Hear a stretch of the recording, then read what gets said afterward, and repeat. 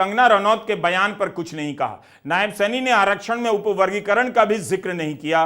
प्रधानमंत्री मोदी ने किसान नेता सर छोटू राम को याद किया, प्रणाम किया, उनके जीवन को किसानों के प्रति समर्पित बताया।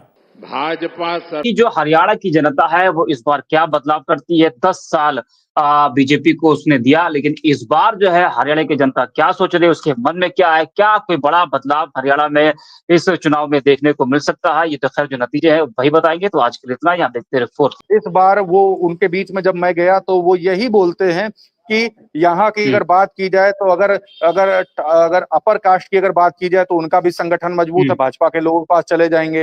अगर मिडिल क्लास अगर बात की जाए ओबीसी की तो वो भी चले जाएंगे कांग्रेस के पास। लेकिन अगर दलित अगर हैं तो बसपा का संगठन यहाँ पे है ही नहीं। तो वो समर्थन कहीं ना कहीं जिस तरीके से लोकसभा चुनाव में कांग्रेस का किया था तो कहीं ना कहीं उसी तर्ज पर इस बार कांग्रेस का करेंगे। और दीपेंद्र हुड्डा की अगर बात करें या भूपेंद्र हुड्डा की बात करें तो लोग ये कहते हैं यहाँ पर कि काफी मिलनसार हैं और जाकर के नॉर्मली बहुत इजीली मिल सकते हैं। भूपेंद्र हुड्डा मुख्यमंत्री रहे हैं, आप समझ सकते हैं कि कितना प्रोटोकॉल होता है। मैं भी जाकर के एक इजीली जाकर के मुलाकात हो जाती तो समझ सकते हैं कि कितने मिलनसार हैं और नॉर्मली बुलाते हैं। आपको जाकर के कोई अपना बताने का जरूरत भी नहीं है। जी हाँ, कांत आम आदमी पार्टी वो यही बात लगातार कह रही है कि बिना उसके जो है यहाँ पर सरकार नहीं बन सकती है। आम आदमी पार्टी के लगातार जो नेता है वो ऐसी बातें कर रहे हैं। तो क्या आपको लग रहा है कि आम आदमी पार्टी का वहां पर इस टाइम वर्चस्व दिखाई दे रहा है? देखिए, आम आदमी पार्टी के वर्चस्व की अगर मैं बात करूं तो आप कोसली विधानसभा देख लीजिए। मैं 2 से 3 दिन पहले मैं यहाँ पर कवरेज किया तो कोसली विधानसभा के जो प्रत्याशी जो रहे हैं उन्होंने अपना पर्चा वापस ले लिया आम आदमी पार्टी का और समर्थन कर दिया कांग्रेस को। तो इस बार पूरी तरीके से लड़ाई है यहाँ पे हरियाणा में कि भाजपा को हटाना है, लोग यही बोल रहे हैं। और आम आदमी पार्टी की अगर बात करें तो कहीं ना कहीं इस बार चुनाव में फाइट तो थोड़ी बहुत है, लेकिन बहुत बड़ी फाइट नहीं है।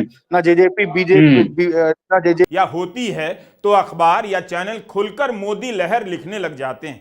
लहरों का विश्लेषण होता था और होता है, लेकिन जब मीडिया को बीजेपी के खिलाफ लहर दिखाई देती है तो वह चुप्पी साध जाता है। तब चुपके से लिखता है इस बार कोई लहर नहीं है। इसकी जगह अखबारों की रिपोर्टिंग में चुनावी घमासान, कांटों की टक्कर जैसी उपमाएं जगह लेने लग जाती हैं। 2024 के चुनाव में यही चालाकी की गई। लिखा गया कि लहर तो दिखाई नहीं दे रही है, मगर यह नहीं लिखा गया कि किसी के खिलाफ चल रही है, इसलिए लिखने की हिम्मत नहीं हो रही। हरियाणा में कई जगहों से बीजेपी के उम्मीदवारों के विरोध की खबरें भी आईं, मगर छपकर भी वैसे नहीं छपी जैसे कांग्रेस के विरोध की खबरें छपती हैं। क्या हरियाणा में बीजेपी विरोधी लहर चल रही है? यह सवाल गायब है। इस सवाल को लेकर आपने डिबेट देखी हो तो अलग बात है, मगर प्रधानमंत्री ने गोहाना की रैली में क्यों कह दिया अगर कांग्रेस की सरकार बन गई तो? क्या इसका मतलब? पंचुल के ससुराल वाले गांव के ये 3 दुकानदार हैं, इनसे बात करके खत्म करेंगे, बहुत गर्मी लग रही है। क्या नाम है आपका? मेरा संदीप जी। संदीप जी, ये दुकान आपकी है? हाँ जी। तो हम तो सीधा सवाल बाहर से आए दिल्ली से जी। कि जुलाना से इस बार आप लोग किसको जिता के भेजना चाह रहे हो? जुलाना को तो जी देखो अभी टक्कर है। हाँ, किसमें? फोगाट में और इसमें फूलवाड़े में कांग्रेस। अच्छा, तो सुरेंद्र लाठर नहीं है कैसी? हाँ जी, सुरेंद्र लाठर भी टक्कर में है, तीनों पार्टी हैं। अच्छा, तो उसमें आगे कौन चल रहा है अभी? आगे जी हम क्या बताएं जी, वो तो 8 तारीख को पता चलेगा। अच्छा, आप किसको जिता के भेजना चाहते हो? हम तो जी फूल वाले को जिता के भेजेंगे। फूल वाले को क्यों, ये बता दो। बस जी साथ होंगे। फूल वाले को जिता के भेजना चाहते हैं। आप किसको जिता के भेजना चाहते हो यहाँ से? आप किसको जिता के भेजना चाहते हो? यहाँ से किसको जिता के भेजना चाह रहे हो जुलाना से? अभी तो सोचेंगे, अभी कोई सोचा नहीं। टक्कर किसमें है? दोनों में है। दोनों मतलब कांग्रेस और बीजेपी में। कांग्रेस। और आप किसको जिता के भेजना चाहते हो? फूल को जी। फूल को। तो ये फूल वाले समर्थक, बीजेपी के समर्थक ये मिले। 5 अक्टूबर को हरियाणा में चुनाव है दोस्तों। तो अब की बार किसकी सरकार बनने जा रही है, कांग्रेस की या बीजेपी की? जब लोकसभा इलेक्शन हुए थे दोस्तों, तब अब किसके लगे थे कि पिछली बार जो गठबंधन की थी बीजेपी, और अब की बार सरकार किसकी बनने जा रही है, ये सबसे बड़ा मुद्दा दोस्तों बना हुआ है दोस्तों।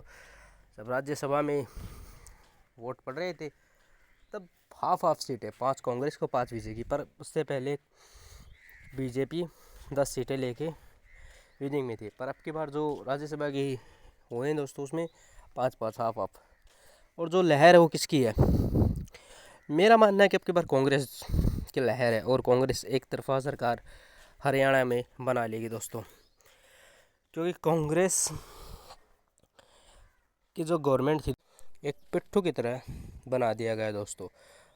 अब की बार दोस्तों आपको लगता है कि इसकी सरकार बनेगी कांग्रेस की या बीजेपी की? क्योंकि कांग्रेस की अब की बार लहर है दोस्तों। जब बीजेपी गवर्नमेंट थी ग्रुप डी, सिर्फ ग्रुप डी, उसके ग्रुप डी के फॉर्म नहीं करते थे। ग्रुप डी जिसको लेनी है, जो पीएचडी होल्डर है वो भी ग्रुप डी के फॉर्म में भरो।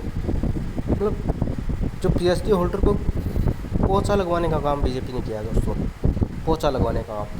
अब कांग्रेस की गवर्नमेंट आएगी और कांग्रेस की गवर्नमेंट में रोज़गार होगा, ये कहना है बाकी सब लोगों का। और युवा वर्ग है वो कांग्रेस के साथ है दोस्तों। मीडिया जो दिखा रही है वो पेड है दोस्तों, बिल्कुल फारिग है। अब की बार है कांग्रेस की सरकार, मजबूती से कांग्रेस की सरकार आएगी, क्योंकि दलितों पे जो अत्याचार इन्होंने किए हैं आरक्षण कोटा ख़त्म करके, वो कांग्रेस दोबारा देने जा रही है और दोबारा देगी। किसानों पे अत्याचार किए हैं, एमएसपी का ढोंग किया हुआ है, झूठे वादे किए हुए हैं। अब उन झूठे वादों का दौरा ख़त्म हो जाने वाला है। अब इस बीजेपी का हरियाणा से द एंड होने वाला है दोस्तों।